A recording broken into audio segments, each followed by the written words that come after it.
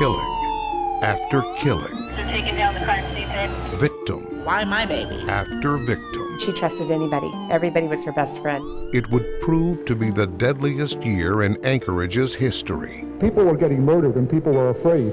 Some murders linked by a common thread. I have heard that there might be a serial killer. I guess he could have been hearing voices. Like, what were the voices telling him? How do you grieve about that, you know? It's like, I just want to go to his dead body and still strangle him. Is there evidence that they're related to a serial killer? And a surprising connection. I never thought that it would be a person that I knew and grew up with. This was his home. That's him walking down the street.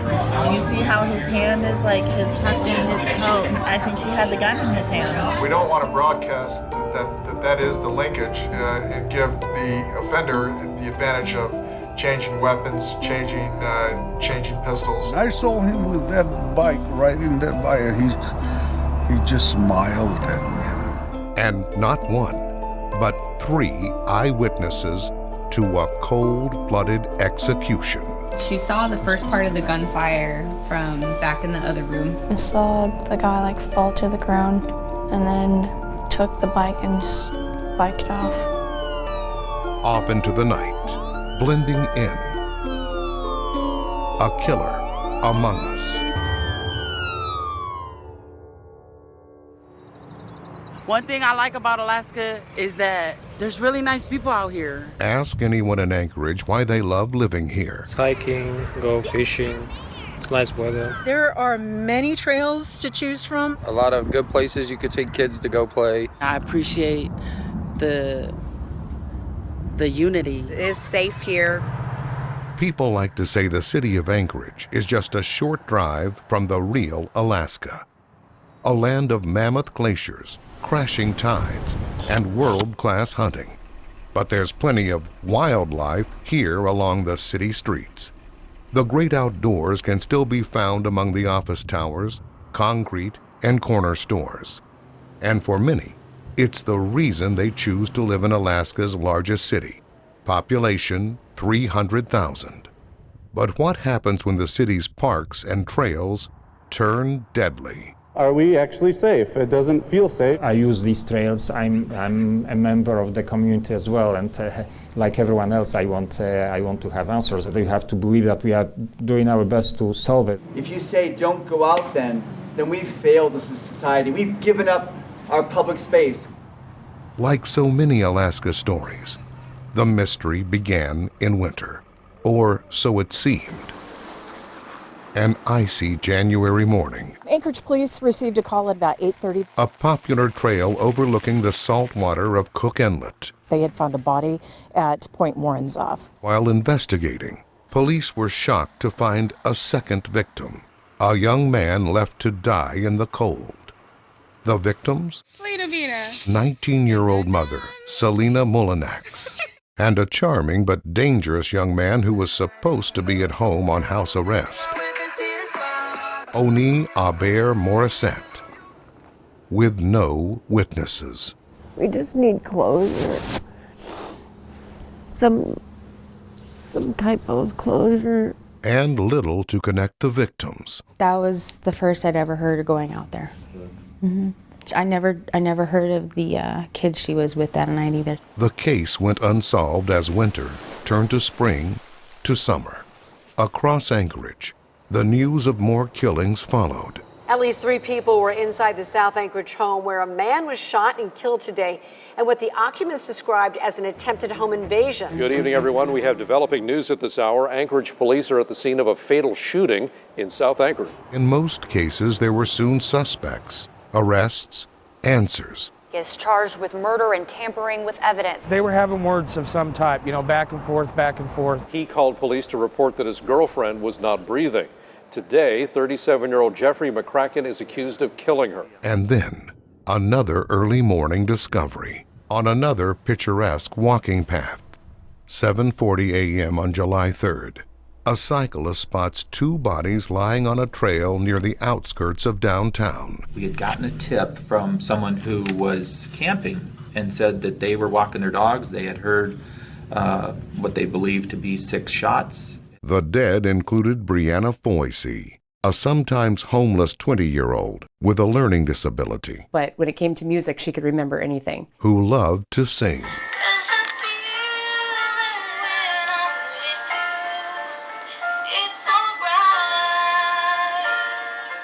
I was cooking for 4th of July, and I was getting ready to go to a friend's 4th of July barbecue, and the trooper showed up. The trooper said, "We need to come in. Can we sit down?" So I thought something's really wrong. So he came in and he said, "I'm here to notify you that your daughter's deceased." Brianna had struggled with drugs for years, according to her friend. All I know is she told me that she was on a bad trail and she needed to get off that path. Her trust, I mean, she trusted anybody. Everybody was her best friend. You know, she had a really hard time seeing a dangerous situation for what it was. The other victim, 41-year-old Jason Netter, who lived on the street too, sleeping, hidden in a junkyard, only 2 blocks from the trail where he died. You guys lived in here? We live in here. It looks like someone already took the barbecue grill that we had. Was this kind of the living place for you and Jason for many years? I've been in this Connex for like 3 years with Jason. Just like the January double murder that began the year along a coastal trail, police had few, if any, leads, We do not have any suspect information to release at this time, nor have we made any arrests. stating once again there is no apparent connection between the victims of this July killing. We do know that they knew one another. As far as the exact extent of their relationship, we don't have that information at this time. Though detectives found plenty of surveillance video from the area, not a single frame showed the killer or killers. No one passed by on the video that would have been our suspect. As for a possible motive, well, Jason Netter had a reputation for making enemies. I don't like to talk smart to any Tom, Dick, and Harry, and he likes to run his mouth like that. What kind of drugs was he into at the time? Meth, heroin, spice, marijuana, alcohol. His mouth gets him in a lot of trouble. And Anchorage had its fair share of trouble. Gangs responsible for so many killings in the 1990s were once again making their presence known in the city. Police used social media accounts, including these, to document evidence in criminal cases being prosecuted. Anchorage, like many cities in the country, was also in the grip of a heroin and opioid crisis. The unfolding tragedy of Alaska's heroin epidemic is ruining the lives of too many Alaskans. It's breaking families apart, it's driving up crime. Was Netter's death a drug deal gone bad? Brianna Foisey, an unlucky bystander. He has a handful of enemies for doing crappy deals. Friends thought so, like former roommate Gary Lose, who said Netter sometimes walked the long way to the nearby soup kitchen to avoid people he had crossed. All I can think of, like I said, dirty drug deal, man, went down. That's what my gut's saying. Perhaps a motive. Yet the case remained unsolved. With that first incident on Post Road with the double homicide, we don't have a whole lot of evidence gathered, particularly from that scene. And then, just 3 weeks later, at 3 a.m. on July 29th, another outdoor murder.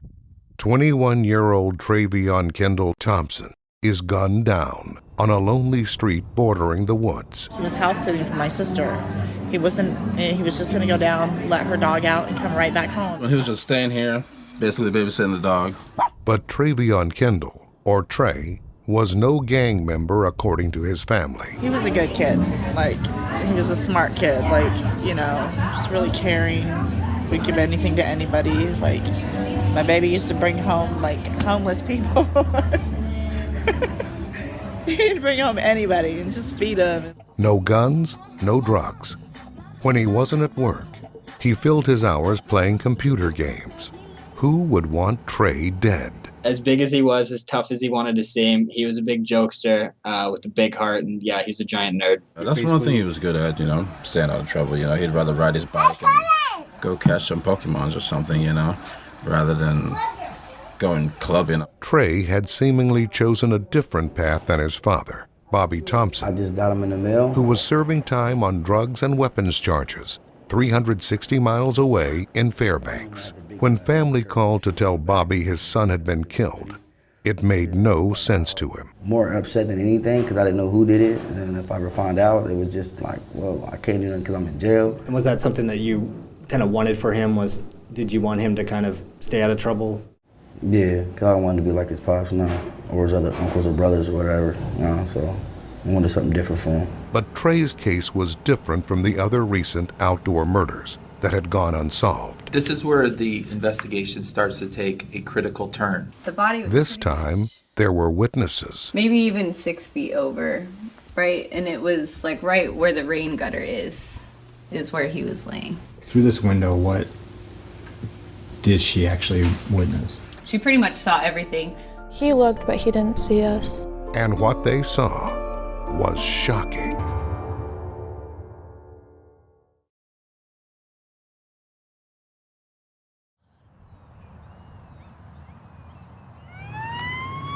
Friday, July 29, 2016. Already 17 murders in Anchorage in only 8 months, a record pace. Among the most unnerving, 2 unsolved outdoor double homicides. But tonight, the street felt safe in this woodsy East Anchorage neighborhood. 3 13-year-old girls were having a sleepover up well past midnight Every once in a while, I kind of have flashbacks still. and still playing outside. Not so unusual in the land of the midnight sun, We're just like making music videos and stuff. when they noticed something or someone. We were looking down this one road, and there's like someone like standing over by the fire hydrant below a light pole. Someone who didn't belong. It's kind of like a black shadow, creepy. We get a lot of homeless people who live out in the woods back here. So I think he was just kind of lingering and waiting for an opportunity. Then a second man appeared, younger, on a bicycle. We saw someone on the trail with a bike, and it kind of creeped us out, so we just went inside. Went straight to my room and then turned the TV on and watched TV. Moments later, We heard like gunshots, so we went to the window to see what was going on. shot after shot. I heard like 4 gunshots, so then we went out to the living room and looked through the window. I saw the guy like fall to the ground, and then the other one took the bike and just biked off with like a gun in his pocket. You could see the gun in the pocket. Yeah, he was holding his hand in the pocket with the gun. Then we opened the door to go see if there's a dead body or not, and there was. The body of Trey Thompson, the video game-loving 21-year-old who, according to family, was only in the neighborhood to check on his aunt's dog. He died just yards from her door. After it initially happened, before the cops got here, we were all we saw him in the road. It was very sad. I don't get him. Because my kid, apparently he didn't even look at him. Like, he didn't even glance his way. Police say the girls are heroes because while it was getting dark, the teens noticed things. Details that could help detectives, like the killer's clothing, He was wearing a camouflage jacket, and I think he had a backpack. his hair, Wavy shoulder, like a little bit shorter than shoulder length hair, and was like dirty blonde. his face. He was taking things kind of slow. He just kept on looking straight. For hours, the teens worked with an FBI sketch artist. How close did the sketch look to you, like the person that you saw? It was really close.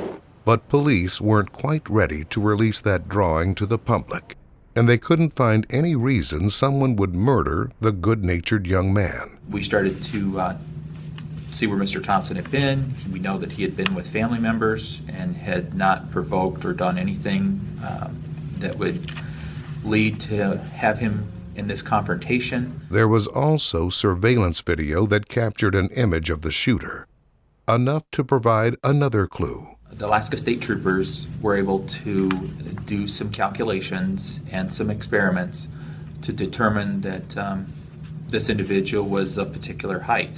Tall, maybe 6'3", and he had calmly ridden away on Trey's distinctive yellow mountain bike. It was like bright yellow, had certain stickers. It wasn't, something that would blend in easily. Or we thought that people would see yellow. We thought that they would maybe clue in on it, we would see it, maybe collect it as evidence. And he kept the gun.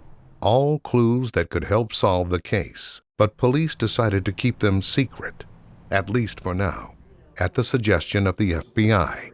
The Behavioral Analysis Unit made several specific recommendations to us. In a rare interview, FBI criminal profilers sat down with us to discuss their involvement in the case. In this particular instance, as we do with many serial cases that we get involved with, our advice was to not broadcast this as a series, specifically that it was attributed to a single offender. Despite the clues and a sketch, weeks passed without an arrest in Trey's murder. Families mourned, while Anchorage residents grew more and more uneasy. This is really hard. I miss my kid. And then just 1 month later, on August 29th, they are opening up the area at the trailhead. 2 more bodies found outdoors, this time in the middle of a beloved public park in the heart of Anchorage, named Valley of the Moon. 34-year-old Kevin Turner had recently become homeless. Mr. Turner was sitting in the pavilion area and was attacked. He was shot. I think he was just sitting there working on his, with his socks and shoes and stuff, and he was probably minding his own business, and he was shot one time. Kevin's brother, Billy Ray Turner. We're so devastated that somebody had taken his life, and it hits us all so deep, that somebody could do such a terrible thing in the city. My brother was my hero. The other victim, 25-year-old Bree DeHuson, was a local activist. At midnight, when the law goes into effect, we have as many people as we can sitting outside of City Hall. Seen here in 2011 while protesting a city law banning the homeless from sitting on city sidewalks. He was just a really gracious, near-perfect human. And it's going to be really hard for me to fathom how something evil could have been bestowed upon him. Police believe he was simply passing through the park. Traveling down the trail and not associated with Mr. Turner at all. He had done that route 100 times. And was likely just shot from a distance. 2 days later, after the latest double homicide, police finally issued a public alert using an online platform known as Nixle, telling Anchorage residents to be extra aware of their surroundings and to avoid traveling alone at night in parks, on bike trails, or unoccupied streets. What were Alaskans to think? Chief, recently there was a Nixle sent out, kind of a cryptic Nixle. There's nothing unusual about this. We advise and try to keep the community informed as best we can. Should the average person in Anchorage be worried? Are these tied together in any way? We need the community's help so much. But there was a strategy at play, police later revealed. We wanted to provide that warning for folks, and we wanted to make sure that we kept the integrity of the investigation so that the gun was not disposed of. Police Sergeant Slav Markiewicz is the longest-serving homicide detective in Anchorage. He says loose lips sink murder investigations. Is there evidence that they're related to a serial killer? We are investigating, and again, any talk about the serial killer is speculation. I don't want to use the word trust, but you have to believe that we are doing our best to solve it. Anchorage police had already reached out to the FBI's Behavioral Analysis Unit in Quantico, Virginia. There, profilers recommended sending out the warning, but keeping important details of the case secret. And that was early in the investigation, in which we weren't quite sure if it was a series. And in this situation, we felt that it was probably a better avenue to not link them and not create that additional stir in the media. But on social media and in conversations with local news reporters, people who claim to have friends or acquaintances in law enforcement told a different story. My doctor just told me there's a confirmed serial killer right now. He's friends with the detective on the case. All the recent killings since the beginning of the year of 2 people at parks, coastal trails, and secluded areas have been done the same exact way by the same 9mm gun. I feel as if it's important for all my friends to be aware.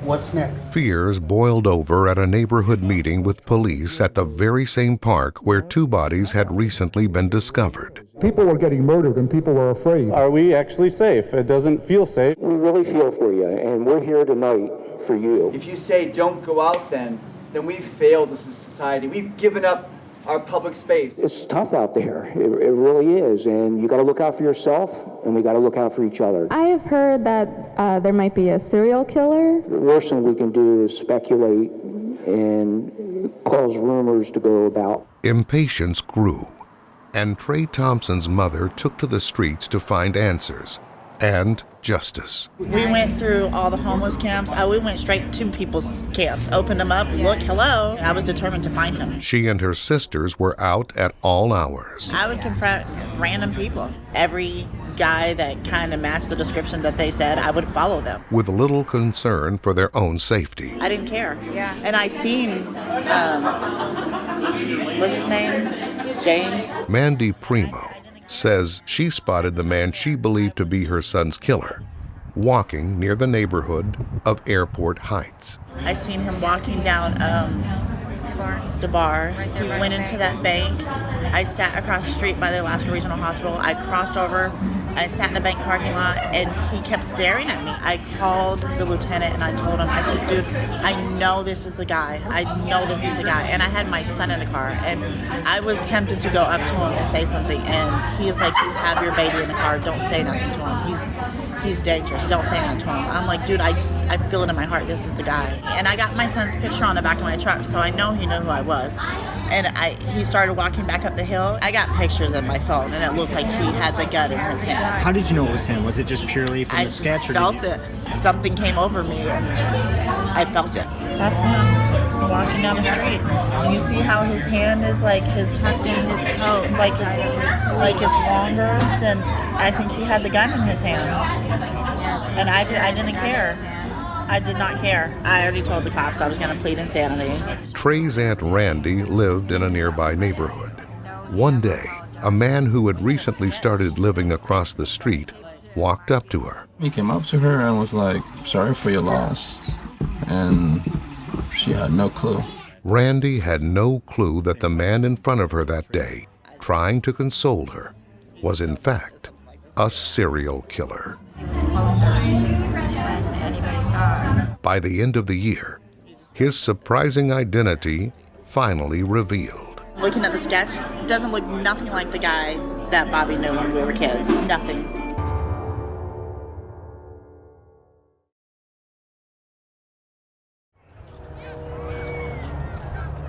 A city on edge, a string of outdoor murders, a sketch from 3 young witnesses who saw the unthinkable. But they weren't the only ones who felt uneasy about what they had seen. You know, you can get a feeling of somebody that's not friendly. Richard Reyes lives in Airport Heights. When I saw him with that bike, riding that bike, he just smiled at me. I called the police department, hotline. Some police officer was a woman, and I told her about it, but... So many tips, more than 175 in all, so many potential leads. Were police looking for multiple suspects? Or was it the work of a serial killer? And if so, FBI profilers gave police insight into who they might be dealing with.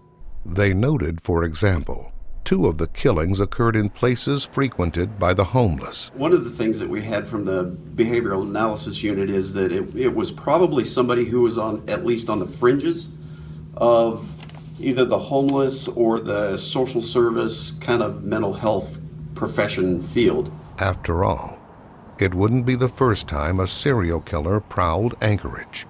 Bakery owner Robert Hansen hunted Anchorage women in the 1970s and 80s, killing at least 17, raping many more.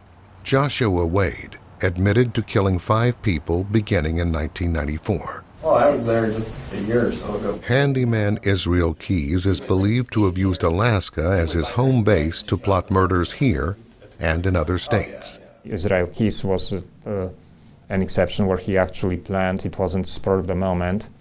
And he did that over the years in different parts of the country. Was it possible another serial killer was on the loose, taking aim on Anchorage's parks and trails? The most compelling evidence detectives had. Really, through this whole investigation, that is absolutely the only clue that we had. Ballistic reports had so far been kept confidential. The only thing that we had at this point was the gun. We don't want to broadcast that is the linkage and give the offender the advantage of changing weapons, changing pistols. But police knew by now what the public feared. 5 outdoor murders, 3 different locations, all of them committed using the same .357 Colt Python revolver. A relatively rare kind of a gun, so it was unique. We had to hold that close to our vest because if it's disposed of, then if we did capture someone on another case, we would never be able to link the cases together. Not to mention the same gun was used in all of the homicides. That was pretty smart. The killer, after all, was probably listening. People who commit these serial crimes keep an eye, and in fact, we've been able to verify that our suspect was watching the news and monitoring things that were going on in the investigation. What we do know from our experience with the behavioral analysis folks is that we don't want to provoke these people. As for the double homicide that began the year on that cold January morning at Point Warrenzoff, police eventually cracked that case, unrelated.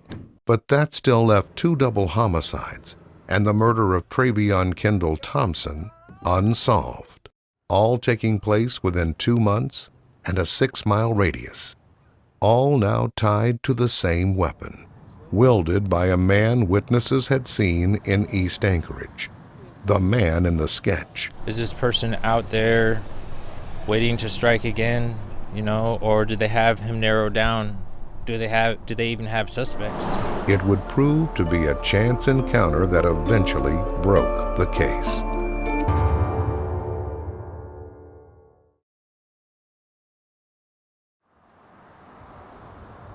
"4:30 a.m., November 12, downtown Anchorage. 2 months after the double homicide at Valley of the Moon Park, a 911 call to police. A report of a cab defraud. In other words, somebody took a cab ride, didn't pay for the cab, and split and left the area. A 38-year-old patrol officer, Arn Solau, checked it out. Driving downtown, he spotted a man in the early morning darkness. Walking down the sidewalk that was in the area, kind of in the general area of where our suspect would be, commanded him to stop. Sir, Anchorage Police, can I get you to stop? But the man kept walking. Officer Solau eventually turned on his overhead lights, and I think the suspect probably thought he was cornered at that point. 11:30, does want to stop? I'll try to come off here at Hope Depot.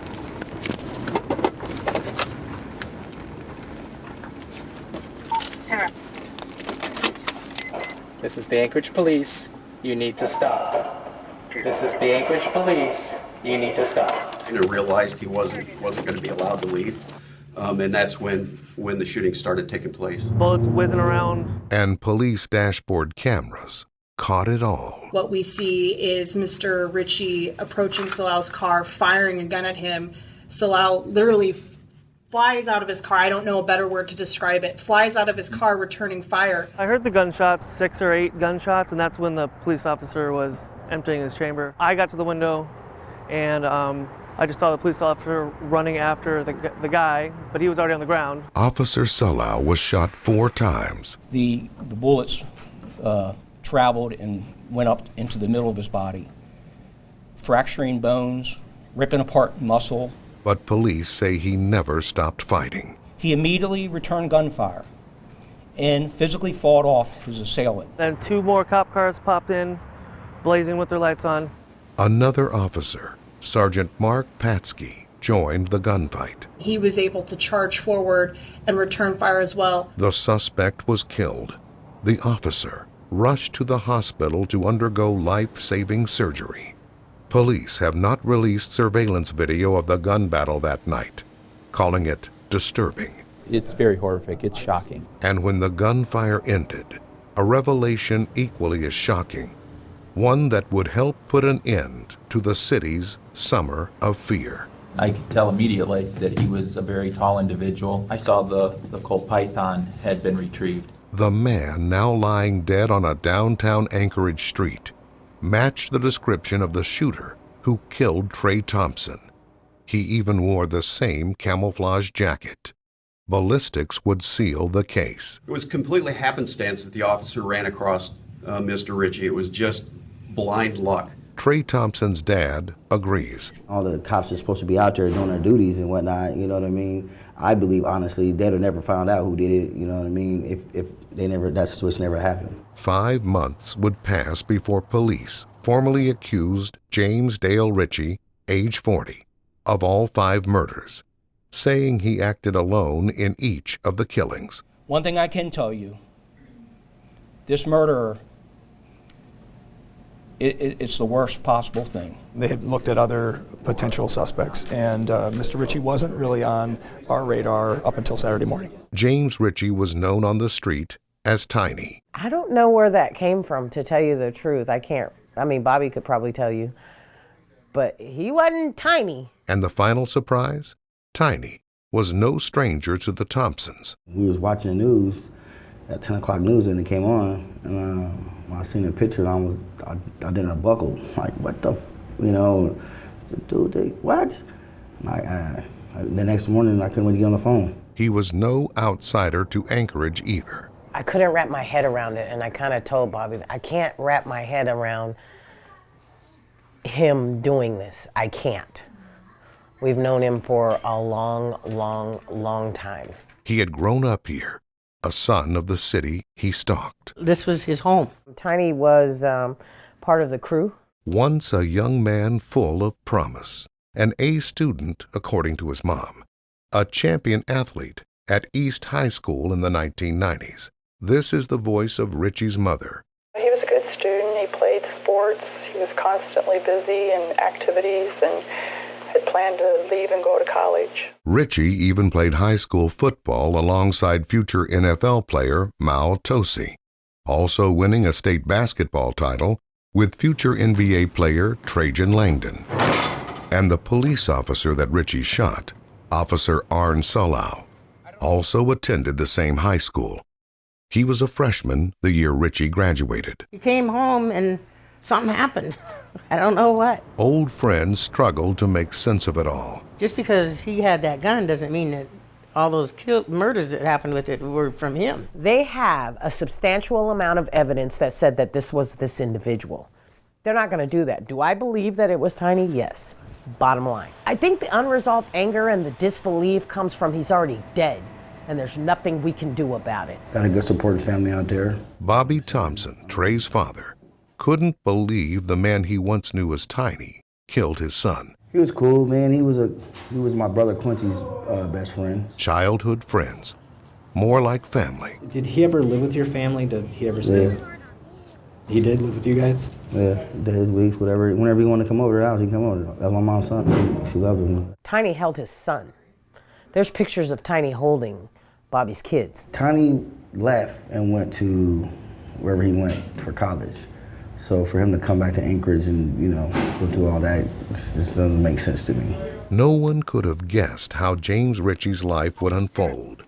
Despite his smarts, 1,200 on the SAT, and his athletic abilities, Ritchie had a dark side, which his mother addressed in a 1998 court case against him. I didn't even want to be around him. I didn't want him in my house. I just felt like he was just a time bomb waiting to either be killed or to be in jail for the rest of his life. But what pushed James Dale Ritchie to kill not once, but 5 times?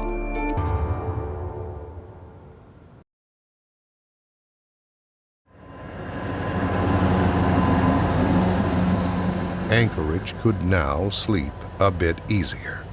The man accused of shooting and killing 5 people at local parks, trails, and empty streets was now dead. But who was James Dale Ritchie? How did the life of this once star athlete go so wrong? Police say his motive died with him, leaving only memories and hints behind. This is where I first met him. This is what he looked like. Relics of a dream derailed. State championships, good friends, respect. But there were also stories of violence. You know, these kids pit their pit bulls together for fights and stuff, you know. Or I remember he told me one time that one of his dogs, or somebody's dog, got a hold of a rabbit and killed it. And when he told me about it, it was just like his mind. He was crazy looking when he said it. A lawyer who represented James Ritchie in a late 90s drug case is heard telling the judge that Ritchie tried, but failed, to join the football team at a West Virginia university. He was a young man who, even though his grades weren't excellent, scored 1,200 on the SATs. And even though junior colleges and small colleges were recruiting him to play ball, he felt that he wanted to play Division I ball. Ritchie declared chemical engineering as his major. He didn't set easy goals, his lawyer said. He found himself on the East Coast at a school in which he wasn't playing ball and started struggling and basically quit going to class.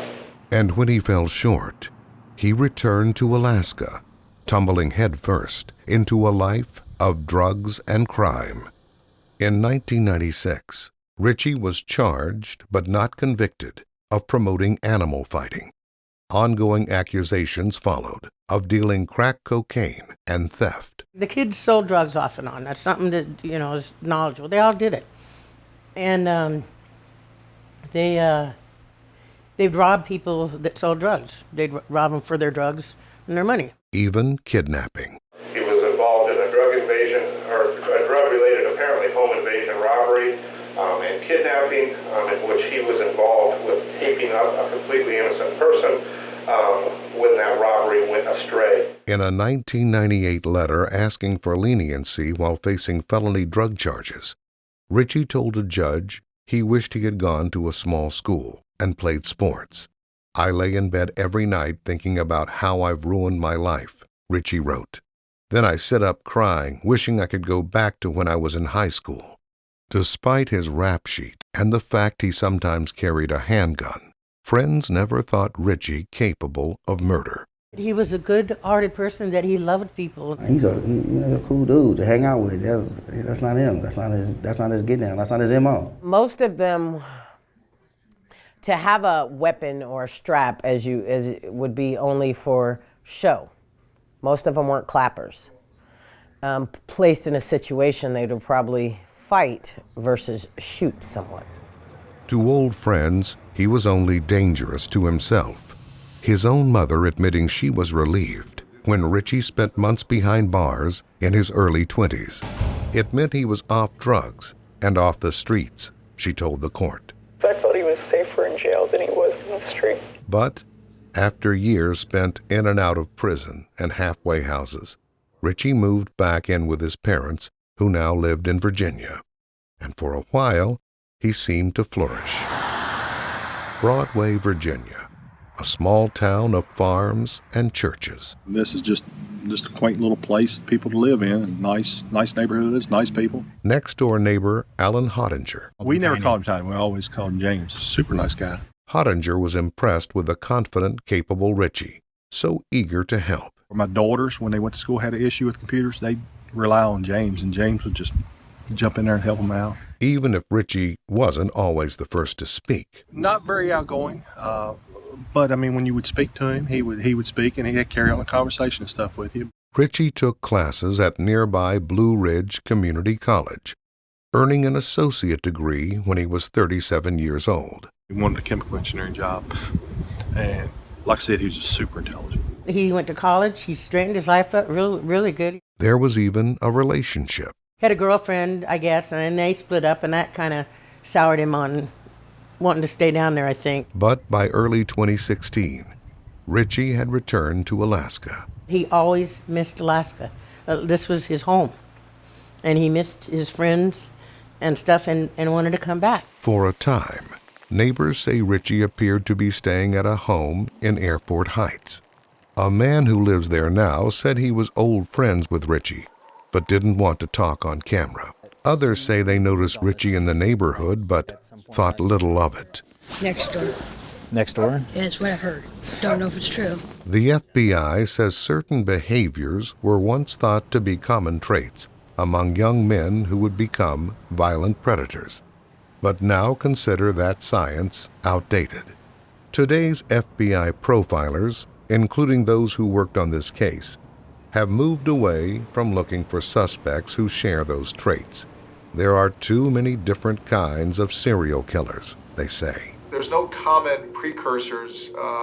For example, there's nothing that says that somebody is going to commit the serial killing, because that then begs the question, well, why couldn't we come up with a way to prevent it? It's unclear if Richie exhibited warning signs, but that hasn't stopped neighbors from second-guessing anything that later seemed out of place. When I wasn't here one day, my wife, not my wife, but my daughter had food trucks going to her bedroom window. Of course, it scared the heck out of her.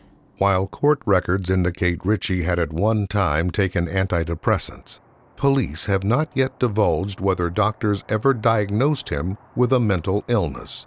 Acquaintances in Alaska say Richie's family had described his odd behavior in the time leading up to the killings, but those family members declined to be interviewed by the media. I knocked on the door and a man answered, said no thank you, and closed the door and locked it. So it's clear to me that they don't want to talk today.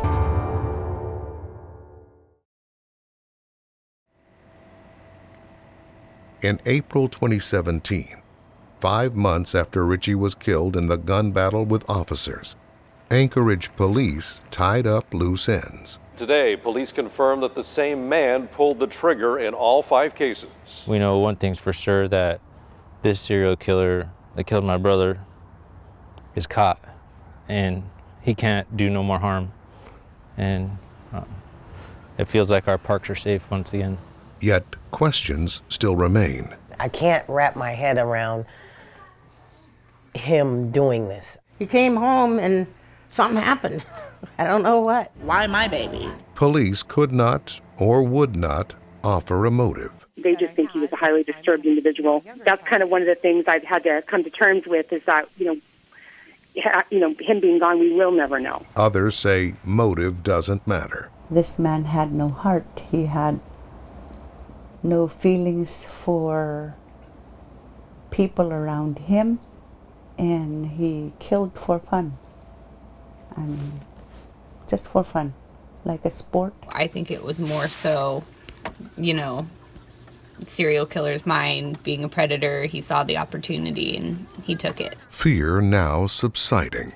No matter the reason, there was now a chance for closure. I didn't have to worry about someone going around shooting people anymore. People like that are better off, not in the world anymore. So I think it's, in a way, almost a blessing that the cop was able to, get him, because he caused a lot of harm and a lot of heartbreaking stuff for a lot of people, It was like a relief feeling that I didn't have to worry about it. But for the victims' families, the pain remains, and the memorials. As much as she likes Marcella Foisey started a project that helps homeless youth in honor of her daughter Brianna.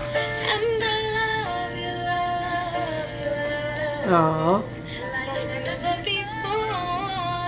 And the police officer who was shot by Richie yet heroically fought back? Hi, it's Officer Slough. A miraculous recovery. I want to thank everybody for everything that they've done for myself and my family, for my APD family, my law enforcement family. And there were also thank yous to the 3 young eyewitnesses who stepped forward. It's a letter that pretty much states she helped solve the murder by providing such an accurate sketch of the perpetrator. Because, they wound up being able to catch him after he got into the gunfight with that cop. Your courage to come forward and provide information sparked nearly 200 tips about the suspect. Thus closing the book on the most dangerous year in Anchorage history. The snow has since thawed on another winter, and life is once again returning to Anchorage's trails. Okay, so we're here at Valley of the Moon Park. Did the killings last year make you feel unsafe at all? Definitely glad there was a connection made, because then it was known. Do I feel safe in Anchorage? Yes. Dedicated, people who are here to serve the public and protect, and they follow through with it. It's safe here. It's beautiful. I appreciate the unity.